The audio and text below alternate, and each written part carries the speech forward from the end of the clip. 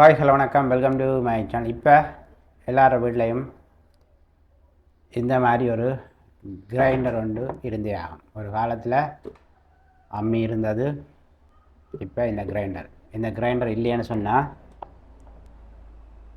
அநேகமான குடும்பத்தில் பல பிரச்சனைகள் வரும். ஸோ அதனால் இந்த கிரைண்டர் பழுதானா எப்படி நாங்கள் திருத்துறதுன்ற ஒரு மிகப்பெரிய ஒரு பிரச்சனை. ஈஸியாக இந்த கிரைண்டரை நாங்களே திருத்தலாம். அதாவது நாங்கள் என்ன சொல்கிறது, கடைக்கு கொண்டு போய் திருத்தலாம்.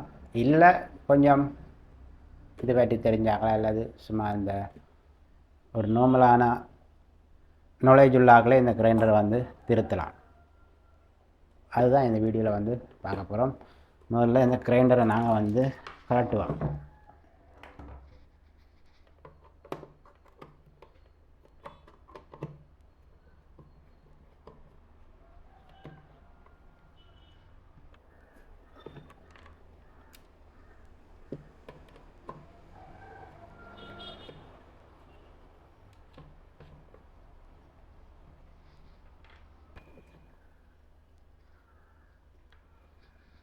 ஓகே, 4 ஸ்க்ரூ இருக்குது. இந்த ஸ்க்ரூவை கழட்டிட்டு இதை பார்ட்ஸ் ஆக்குவோம். நாங்கள் சம்பளம் அரைச்சி சாப்பிட்ற கிரைண்டர்கிட்ட நிலை எப்படி இருக்குன்னு பாருங்கள். உள்ளுக்கும் இந்த மிக்சியில் பார்த்தீங்கன்னு சொன்னால் பொதுவாக பிரச்சனை வருது.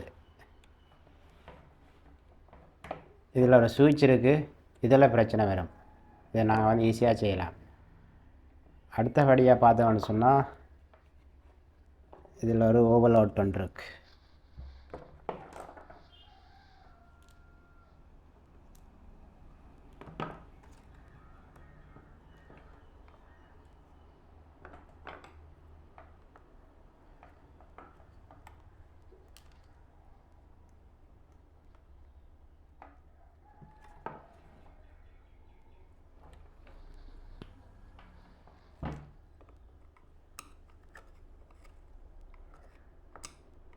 இந்த ஓவர்லோட்டும் அநேகமான டிஃபெக்ட் ஆகிறது. கூடுதலாக இந்த சுவிட்சில் வரும். இந்த சுவிட்சில் முதலாவது பிரச்சனை பார்த்திங்கன்னு சொன்னால் கண்ட்ரோல் சரியாக வேலை செய்யாது. அதே வழியில் 3 கண்ட்ரோல் இருக்குது. இந்த 3 கண்ட்ரோலும் சரியாக வேலை செய்யாது. சிலது ஒன்று வேலை செய்யும், ஒன்று வேலை செய்யாமல் இருக்கும். எப்படி பிரச்சனை வரும். இதுக்கு இந்த சுவிட்சை நாங்கள் ரீப்ளேஸ்மெண்ட் செய்யலாம். இந்த சுவிட்ச் பார்த்தீங்கன்னு சொன்னால் ஒரு சாதாரண விலையான ஒரு 300 ஒரு 400 வரும். ஓகே, இப்போ நாங்கள் இதுக்கு இந்த கிரைண்டர் ஃபுல்லாகவே வேலை செய்யலை. நார்மலாகவே இதுக்கு இதில் நாங்கள் ரீடிங் எல்லாம் பார்க்குறோம், எல்லாம் ஓகே. வைண்டிங் ரீடிங் எல்லாம் பார்த்து ஓகேன்னு சொன்னால் ஈஸியாகவே நாங்கள் இந்த சுவிட்சை மாற்றி விட்டோம்னு சொன்னால் ஈஸியாக வேலை முடியும். இந்த சுவிட்சை மாற்றுவோம்.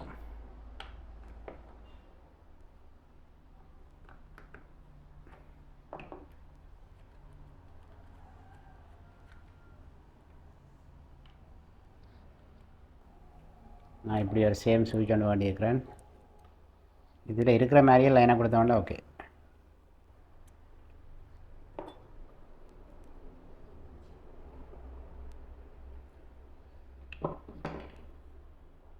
ஓகே, இப்படி சுவிட்சை மாற்றிட்டு இதையும் பூட்டி இந்த நட்டால் டைட் பண்ணிவிட்டு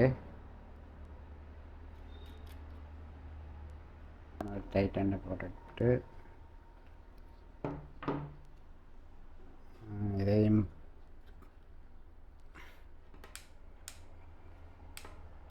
ஓகே. இப்போ இருக்கா ஒன் பண்ணி பார்ப்போம்.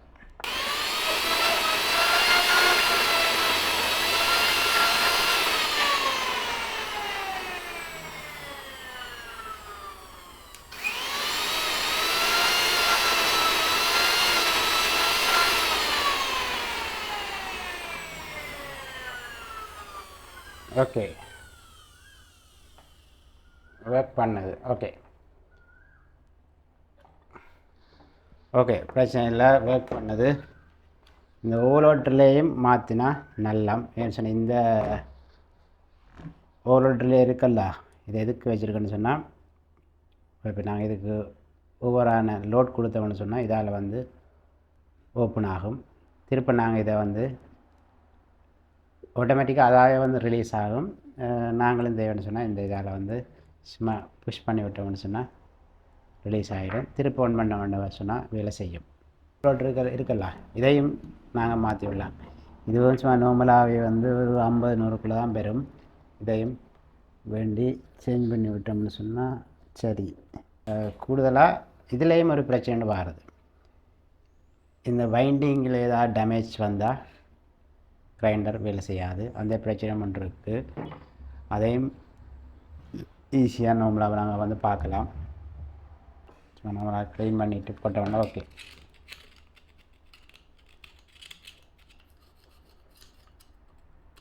சாப்பாடு இதிலிருந்து தான் பெறுது. ஆனால் அந்த கிரைண்டர் வந்து உள்ளுக்கு எப்படி இருக்குன்னு சொல்லி பாருங்கள். இதை நாங்கள் கனவில் கூட நினச்சிருக்க மாட்டோம். இந்த கிரைண்டரில் இருந்து வர சாப்பாட்டை தான் நாங்கள் சாப்பிட்றோம்னு சொல்லி நினைச்சிருக்கவே மாட்டோம். அப்படியான ஒரு நிலையில் இருக்குது. பாருங்க, நான் நினைக்கிறேன் வருஷக்கணக்காக இந்த கிரைண்டர் வந்து ரிப்பேருக்கே போகலை போல.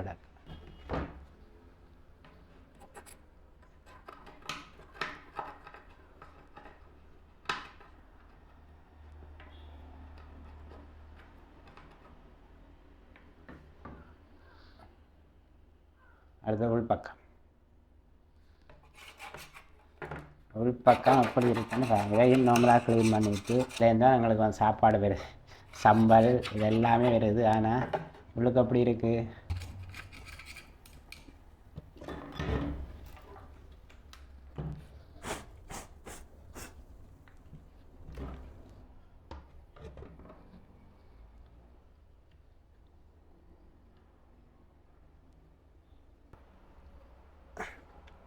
ஓகே, சுவிட்செல்லாம் மாற்றிட்டு இப்படியே இதை வச்சு பூட்டிட்டு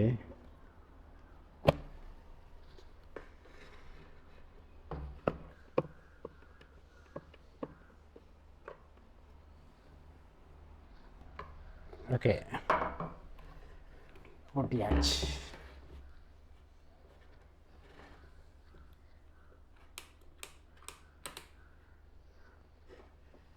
ரன் பண்ணி பார்ப்போம்.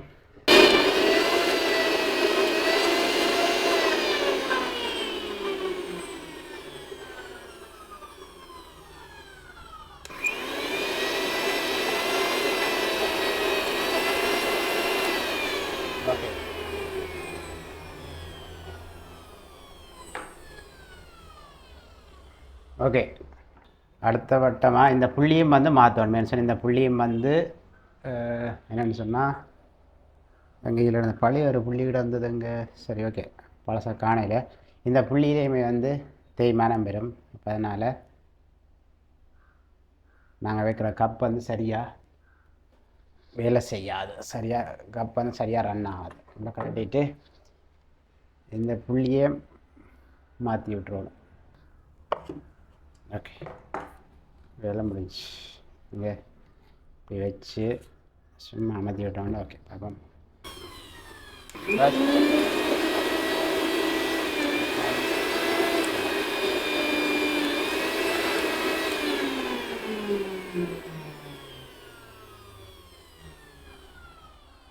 ஓகே, கிரைண்டர் வந்து திருத்தியாச்சு.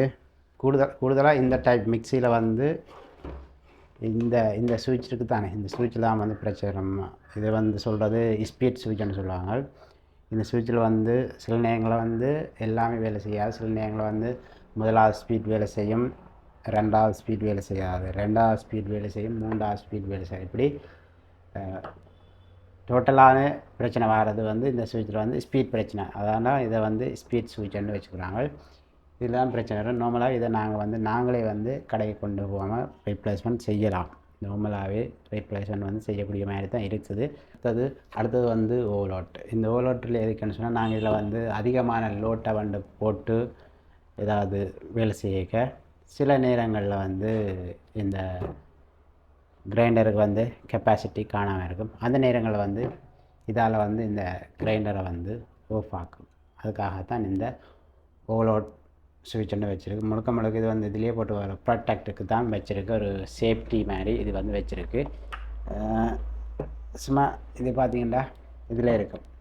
எதுக்காக வச்சுருக்கோன்னு சொன்னால் நாங்களே சில நேரங்களில் சம்டைம்ஸ் வந்து ஒர்க் பண்ணாட்டிக்கு இதை நான் சும்மா ஒரு புஷ் பண்ணி விட்டோம் சார். அப்புறம் வந்து ஆட்டோமேட்டிக்காக வேலை செய்யும் ஈஸியாக இதை வந்து நாங்கள் வந்து திருத்தி கொள்ளலாம். கடையில் போய் நீங்கள் நிறைய நேரம் நிற்கணுமெண்டு இல்லை, உங்களோட டைமை வேஸ்ட் பண்ணணுமெண்டு இல்லை. ஈஸியாக ஒரு சாதாரண ஒரு நாலேஜ் இருக்கிற ஆள் வந்து ஈஸியாக இந்த கிரைண்டர் வந்து திருத்தி கொள்ளலாம். ஓகே, எவ்வளோதான் இந்த வீடியோ. அடுத்த இன்னும் ஒரு ரிப்பேரிங்கோட சந்திப்போம்.